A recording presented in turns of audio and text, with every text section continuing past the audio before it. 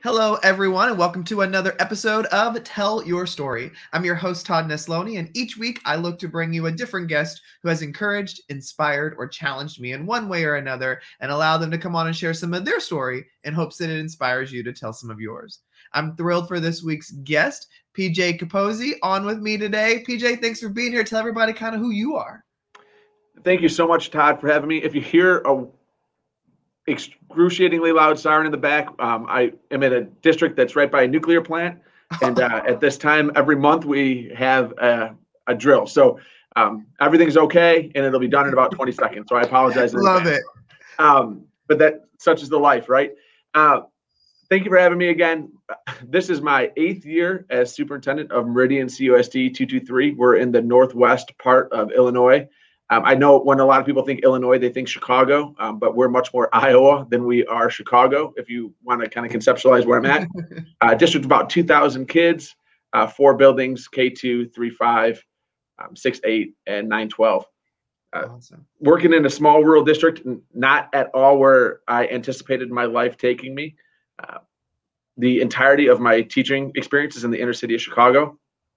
So that's where I always imagined myself and wanted to be.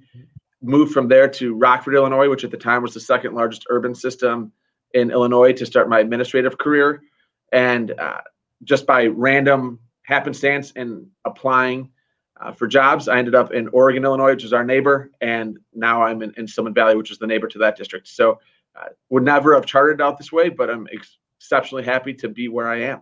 I love it. Well, PJ, whenever I start these conversations, I always love to start with the question of, when we're kids, we dream of these things we're going to be, however crazy they may be. And so does what you're doing now align at all with what you dreamed of being when you were younger? No, not when I was younger. So I'd say about 15 or 16, I started to really understand the value of coaching from an athletic standpoint. And I thought I wanted to do that. And until when I was 17 years old, I was diagnosed with cancer. And at that point, teachers for the first time in my life really became important to me. Up until that point, I was very fortunate to be good at school and have an amazing family structure that if I needed support, I went to my family. And so teachers were cool and everything, but that wasn't the thing. Like I hadn't connected on that level. And going through that hardship and knowing where I was at social emotionally and academically, and what teachers did for me to kind of quite literally pull me through that. I don't feel like they pushed me through it. I feel like they pulled me through it. Then I was hooked. So at about the age of 17, I knew without a doubt I wanted to be in some capacity helping people get through their difficulties and inspire them to be better than they are. Up until 15 or 16, I still thought I was going to be in the major leagues, and if anything, I wanted to be a coach. So definitely not there, but life-changing experience kind of altered that perspective for me forever. It's funny that you share that, because it's the same reason I got into education, was to be helping others. And it was the best way that I could figure out how I could do that with my skills. And so, but what I find interesting about your journey too, is that at some point during this journey in education, you decide that you want to start moving into administration. And so when did that calling start pulling on your heart? So when I was in Chicago, I taught at a school that we've called like a sleeping giant forever. It's a beautiful facility in the middle of a pretty rough neighborhood. And my last year there, we lost 8 students to violent deaths. And the school was incredibly disorganized, and I just knew there could be better. And so when I first started taking my admin classes, it was just to move over on the scale. I mean, to be honest, they came up, there's a cohort nearby, I was going to jump in and move across on the scale. But once I saw the need that was in the building that I was in, and started to learn of the need that was in buildings and other places, I jumped into administration. I still wasn't sure that administration was the right place for me, probably until my 2nd year as a principal. And at that point, I started to get that same buzz from having the conversations with teachers and seeing them for greater than they saw themselves, and imagining what the school that we were in could look like, that I would get when I would have those conversations with kids and helping them imagine what their life could look like. And once I bit that apple, then I knew this was the right place for me. You know, it's so funny. I see some similarities with my story and yours and thinking the same thing. I got my master's to be an administrator only because there was a cohort at my school. And I was like, well, if I'm never going to get it on my own, so I might as well get it with some of my co-teachers. I don't want to be a principal. I don't know if that's for me. And then just like you said, seeing that there was a need and thinking, you know what? Maybe I can help fix some things, grow some things, whatever, and then falling in love with it when you do it. Now, obviously, though, at some point you decide to move into that superintendent role, you know, that ever huge, totally misunderstood role where people think they know what the superintendent does. And, you know, it's lonely being a principal. I know you know that because of the load that has to be carried. But when you move into a superintendent role, it's a whole nother level of things that you have to comprehend and deal with and keep to yourself and all that kind of stuff. So what was alluring to you about the superintendent role, and what have you enjoyed most about it since being in it? So I think what was alluring is that when I was a principal, I had a superintendent that I looked up to. So a lot of times, and as you kind of advance through the ranks, you find things that you are going to try to steal and emulate, and other things that you're like, I'm never going to be that guy. And I was just very fortunate that I had a superintendent as a principal that I was like, you know what? I like this. The way that he makes me feel, the way that I am able to grow with his leadership made me want to kind of provide that for others. And so that was part of the allure. And then as much as I love him, and he's literally the godfather of my kids. So like, I love him. There are things that I wanted to do differently too. And so as when an opening came in the neighboring district, I was the 5th superintendent in 3 calendar years. So it was crisis and chaos. Wow. Which is probably why they took a shot on a 31-year-old superintendent, right? Like it's so like, and I was cheap, right? Like, so those two things combined were probably very attractive to them. Yeah. And so from there, it's been really interesting. It's the best way I can say it. Nick Poliak says this all the time. One of the Soup Chat guys is that, you know, assistant principal isn't assistant principal plus, and superintendent certainly isn't principal plus. It's like a completely different job. Like there are so few overlaps besides for just being a good human and having relationships and some type of vision for education. Other than that, like the actual day-to-day is so dramatically different for superintendent. But that's part of what I love. The thing that I always say is, like, at the very surface level, what is so attractive about being a superintendent is autonomy. But when I say that, I think people view it a little bit differently. They view it like we have like a bunch of free time, and that's not the case. But I can just say that like some of my best friends in the world are superintendents now, and we just imagine the job completely differently. Yeah. And the way that we imagine it is the way that we're able to execute it, because we get to be in charge of the organization.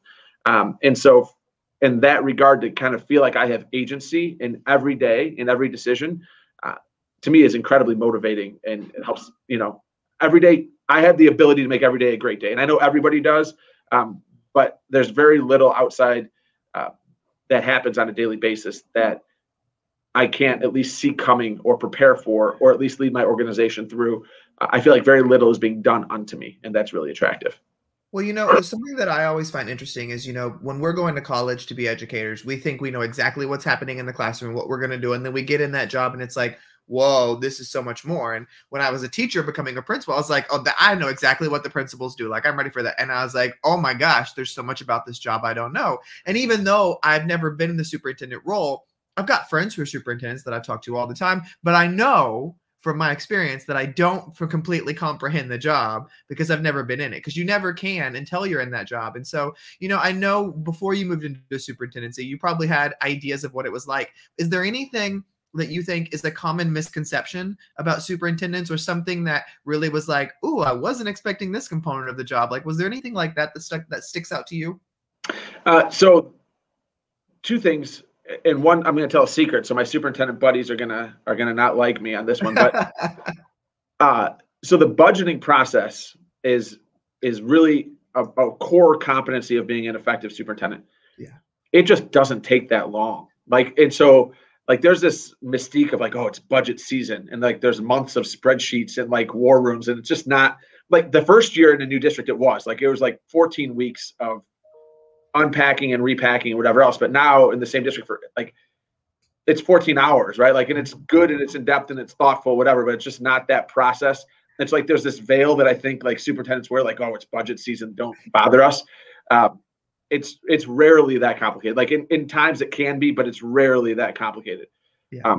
And the second thing is there comes a time in, I think, most effective superintendents' careers, like year one, I describe it like you couldn't even see the punches coming. Like I'm just getting knocked out and I couldn't even see it coming.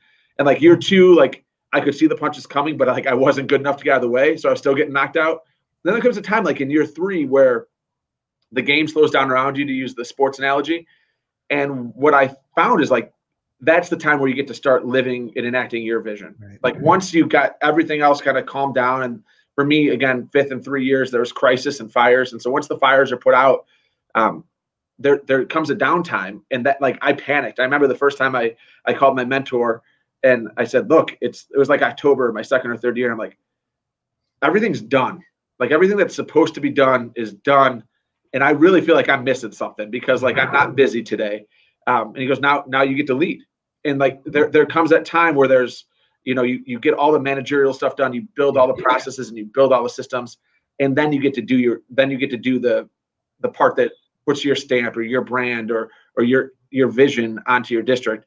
And that moment that happened was so uncomfortable because I never, in my, like as an assistant principal, like, when do you have a day where like there's nothing on the calendar? Like that just doesn't happen. And that day that happens, there's a fight in the cafeteria, right? Like, Right. So when that happened, like I was in this complete like panic. I called my mentor, I'm like, we need to meet. And he's like, yeah, I got 10 minutes. I'm like, no, we need to meet. He's like, oh, what happened? I'm like, nothing is happening. And he's like, oh, and it was okay. But I just didn't anticipate that. They don't prepare you in class for that moment of realization that, okay, now it's time to lead, not just manage. Well, speaking of talking about, more than just leading rather than managing, one thing that I find, when I have this conversation with people and tell your story, I often ask from the perspective of social media and things like that. But I think your role is a little bit different. In your role as superintendent, you are victim to a lot of opinions. And my question for you is, how do you maintain a foundation of being strong in who you are and not letting the many opinions about yourself, your job performance, your district, whatever people have to say, not seep in and make you have that doubt of who you are? Like, how do you maintain control of your own self-worth? Yeah, it's interesting. And this year's been, I've been called more creative names this year, like since I was in 8th grade, right? Like there's been some really cool names thrown out. Like I've responded to some emails, like I can't agree with anything in the email, but this is a great use of manipulation of my last name or whatever it is. So for me, it's interesting. Like I think self-awareness plays a huge role in it. And so understanding what my triggers are. So if somebody says that the district is not performing well, that literally does not bother me. Like I try to search for it. And what I try to teach my administration is find the kernel of truth, sort through the message. Or like one of the things I have my team do is forward me the message, and I'll say it in a really nice way, but I'll still say the thing that they're trying to say to you, and then see how you would respond to it. But for me, if somebody questions integrity or values, I can't help it. Like that's a trigger for me. So I mean, obviously, I have enough professionalism and emotional control that I'm not going on, or I'm not responding to their Facebook rant with a Facebook rant or calling and yelling at them. But it affects me, and I go home and it's hard. And like obviously with the pandemic, open the school and not to open the school, and no matter what we do, you're criticized. If we open the school, we don't care about health and safety. If we don't care about kids. Right. And so it's been an interesting time to go through. But I think that without a depth of understanding of your own self-awareness, I think this would have been a really, really hard time. So for me, like I know the foundation, I know the values of which I base my decisions off of. I know the culture I'm trying to establish. I want us to push toward excellence. I want us to have integrity. I want us to continually be growing as individuals and as a district. And I would think that 99% of the decisions that anyone has observed me make over 8 years can tie back to those. And if you still think it's a bad decision when it's tied to us pushing toward excellence, trying to grow humans, including ourselves, and having integrity, then I'm okay with you being mad about that decision. The hard part about the pandemic is that you could have really well-intentioned, rational, thoughtful people with really divergent opinions. And that's a hard time to lead. I even said it during my board meeting. I said, every recommendation I've brought to you in 8 years has been researched, it's been vetted, and I've had conviction about it. And this one, I think like it's 55-45. Like I can't tell you positive that this is the right call. That was really hard. And then when you take arrows for it either way, it doesn't make it easier. Yeah, the toll of the pandemic has so many elements attached to it, and even in the superintendency. But you said something there that really struck me that I hope people hear when they hear that answer, is that what struck me was know your triggers and have things in place to protect yourself or to work through, or the people who will read the email before you send it or a check like that. I think that's hugely important when people are coming at you, because exactly like what you said, it doesn't matter how valued or well-intentioned your decision is. With the way things are right now, you will always make 50% of the people upset, or they feel like you're making the wrong decision. So I applaud you for sticking in it. So as we wrap this conversation up though, PJ, one question I always love to end these on is, I believe as people, there are things we hold true to ourselves and our heart and who we are. And so for anybody listening today, if they walk away with one thing from this conversation, what is your one thing for them? That's great. So I think we kind of stumbled on it in the last answer, but for me, the most valuable investment we all have that we could possibly make is within ourselves. Mm-hmm. And so I think when people hear that, they immediately think of two things, which I'm going to encourage you not to think about. So when I tell people to invest in themselves, they typically think about self-care and they think about professional development, both vitally important. And as a side note, I think we're really bad at self-care. Like we think we're doing self-care, and a lot of times we're doing the exact opposite, but that's a completely different podcast. But I think actually doing the work to reflect and to learn and to think introspectively is that's what I'm talking about with self-awareness. It's are you getting deep enough within yourself so that one of my favorite sayings is I bring all of me everywhere I go. And so if I'm flawed, if I'm emotional, I'm bringing that to me as a husband and as a father and as a superintendent and as a leader and whatever the case happens to be. So if I don't know all of me, then how am I going to expect anyone else to accept all of me?